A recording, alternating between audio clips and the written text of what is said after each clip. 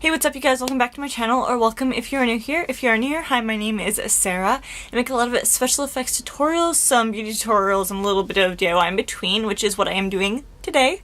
To preface this video, I'm just going to begin by saying that I have a serious addiction to lipsticks of all shapes and sizes, colors, consistencies, everything. So my lipstick drawer is kind of insane and relatively really not put together at all. So I kind of wanted to find the cheapest and fastest way to get all of my lipsticks and liquid lipsticks, etc. organized, because I am a human being, and one thing that I am certain about human beings is we thrive on immediate gratification, or basically just immediate results. So today I'm going to be showing you how to make a lipstick organizer that you can actually customize in whatever way you want for any lipsticks, liquid lipsticks, tall, fat, short, anything like that, for less than $4. I got these foam boards from the dollar store for $1.75 each, and I still have some left over, so I could continue this on, because Alex drawers tend to be on the smaller side because they don't come out fully, which you will see in the tutorial. If you don't actually have the Alex drawers, then these measurements are kind of up in the air, but you can also make this longer, taller, anything you want. But this tutorial specifically is to fit into Alex drawers because that's what I have. So if you guys want to see how I made these, then just keep watching. Let's do it!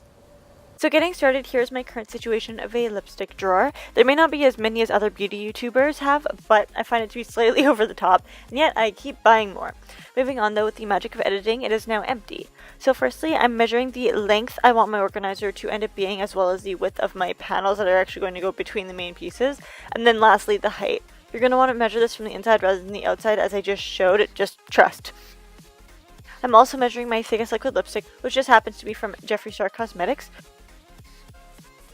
Finally, all of my measurements are going to come into play. Here is the foam board. If you're located anywhere that isn't Canada, I'm not sure where you can actually get these, but I got mine from the Dollartree. I'm also being excessively careful, and I recommend you do the same as well if you'll be using an X-Acto knife. I ended up switching between this and scissors for more precision cutting. A little trick you can do also is, if it wasn't apparent already, is that once you've got your first piece cut out, almost use it as a stencil or like an outline, so you don't have to measure nearly as much and you can just outline. Much faster and way easier. In all, you should end up with 110 pieces that are 4 inches tall and 1 inch wide, as well as 10 pieces that are 26 centimeters long by 10 centimeters tall for the bigger pieces.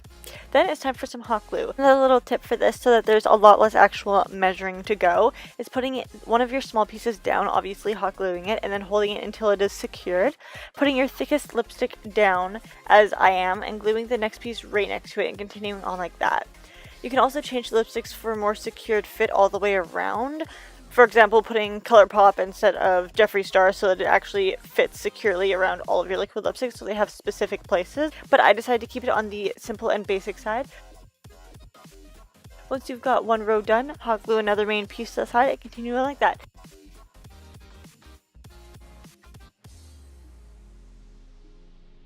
I actually ended up adding some side pieces, so nothing was mo naked or anything like that, but just put it into your drawers almost opposite, and then it is beautiful. Everything is beautiful.